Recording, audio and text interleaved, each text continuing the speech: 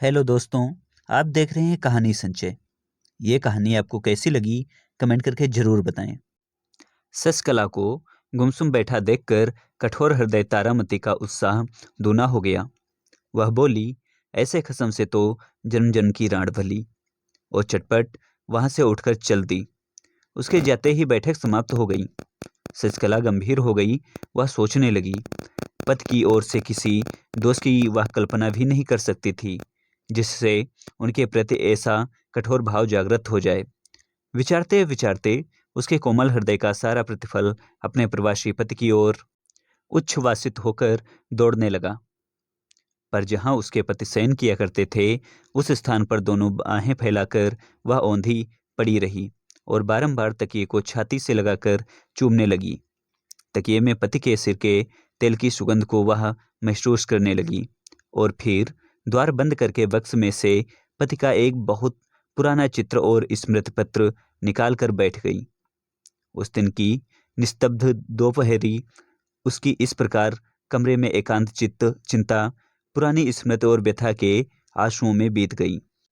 शशिकला और जयगोपाल बाबू का दाम्पत्य जीवन कोई नया हो सो बात नहीं है। बचपन में शादी हुई थी और इस दौरान में कई बाल बच्चे भी हो चुके थे। दोनों ने बहुत दिनों तक एक साथ रहकर साधारण रूप में दिन काटे। किसी भी और से इन दोनों के अपरिमित स्नेह को देखने कभी कोई नहीं आया। लगभग 16 वर्ष की एक लंबी अवधि बीताने के बाद उसके पति को महज काम धाम ढूंढने के लिए अचानक प्रदेश जाना पड़ा और विच्छेद ने शश के मन में एक प्रकार का प्रेम का तूफान खड़ा कर दिया। विवाह बंधन में जितनी खिंचाई होने लगी, कोमल हृदय की फांसी उतनी ही कड़ी होने लगी। इस ढीली अवस्था में जब उसका अस्तित्व भी मालूम नहीं पड़ा, तब उसकी पीड़ा अंदर से टीसे मारने लगी। इसी से इतने दिन बाद इतनी आयु में बच्चों की मां बनकर शशिकला आज वसंत की दोपहरिया में निर्जन घर में विरह सैया पर पड़ी नववधू का सा सुख स्वप्न देखने लगी, जो स्नेह अज्ञात रूप जीवन के आगे से बहा चला गया है। सहसा आज उसी के भीतर जाकर मन ही मन बहाव से विपरीत तैरकर पीछे की ओर बहुत दूर पहुंचना चाहती है, जहां स्वर्णपुरी में कुंजवनों की भरमार है और स्नेह की उन्माद अवस्था। किंतु उस अतीत के स्वर्णिम सुख में पहुंचने का अब उपाय क्या है, फिर स्थान कहाँ है? सोचने लगी, अब की बार जो वह पति को पास पाएगी, तब जीवन के इन शेष घड़ियों की ओर बसंत की आभा भी निष्फल नहीं होने देगी। कितने ही दिवस, कितनी ही बार उसने छोटी छोटी मोटी बातों पर वाद विवाद करके, इतना ही नहीं, उन बातों पर कलह करके पति को परेशान कर डाला है।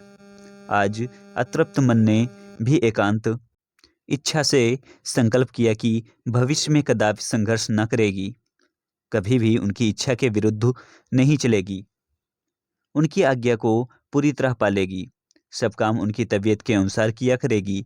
स्नेह युक्त विनम्र हृदय से अपने पति का बुरा भला व्यवहार सब चुपचाप सह लिया करेगी, कारण पति सर्वसव्य है, पति प्रियतम है, पति देवता है। बहुत दिनों तक शशिकला अपने माता पिता की एकमात्र लाडली बेटी रही है। उन दिनों जय गोपाल बाबू वास्तव में मामूली नौकरी किया करते थे, फिर भी भविष्य के लिए उसे किसी प्रकार की चिंता न थी। गांव में जाकर पूर्ण वैभव के साथ रहने के लिए उसके ससुर इस बीच बिल्कुल ही असमय में शशिकला के वृद्ध पिता काली प्रसन्न के यहाँ पुत्र ने जन्म लिया। सत्य कहने में क्या है, भाई के इस जन्म से शशिकला को बहुत दुख हुआ और जय गोपाल बाबू भी इस नन्हे साले को पाकर विशेष प्रसन्न नहीं हुए। अधिक आयु में बच्चा होने के कारण उस पर माता पिता के लाड प्यार का कोई ठिकाना न रहा। उस नवजात छोटे दूध पीते निर्दातुर साले ने अपनी अज्ञानता में न जाने कैसे अपने कोमल हाथों की छोटी छोटी मुट्ठियों में जय गोपाल बाबू की सारी आशाएं पीसकर जब चकनाचूर कर दी, तब वह आसाम के किसी छोटे बगीचे में नौकरी करने के लिए चल दिया। सबने कहा सुना कि पास में ही कहीं छोटा मोटा काम धंधा खोज करके यहीं रहो तो अच्छा हो, किंतु चाहे गुस्से के कारण से हो या गैरों की नौकरी करने में शीघ्र ही अमीर बनने की धुन से हो, उसने किसी की बात पर ध्यान नहीं दिया। सस को बच्चों के साथ उसके मायके में छोड़कर वह आसाम चला गया। विवाह के उपरांत इस दंपत्ति में यह पहला विच्छेद था।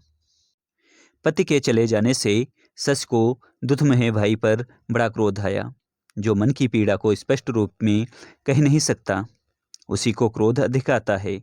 छोटा सा नवजात शिशु माँ के स्तनों को चूमता और आंख मीचकर निश्चिंतता से सोता, और उसकी बड़ी बहन अपने बच्चों के लिए गर्म दूध, ठंडा भात, स्कूल जाने की देर इत्यादि अनेक कारणों से रात दिन रूठकर मुंह फुलाए रहती और सारे परिवार को परेशान करती।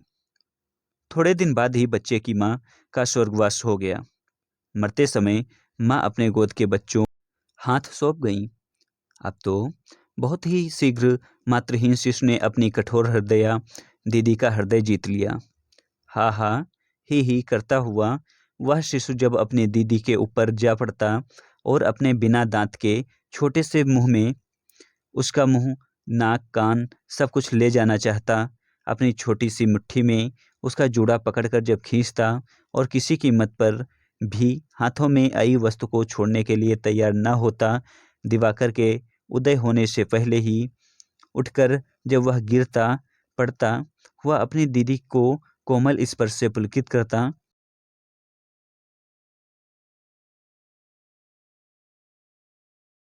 किलकारियां मार मार कर शोर मचाना आरंभ कर देता।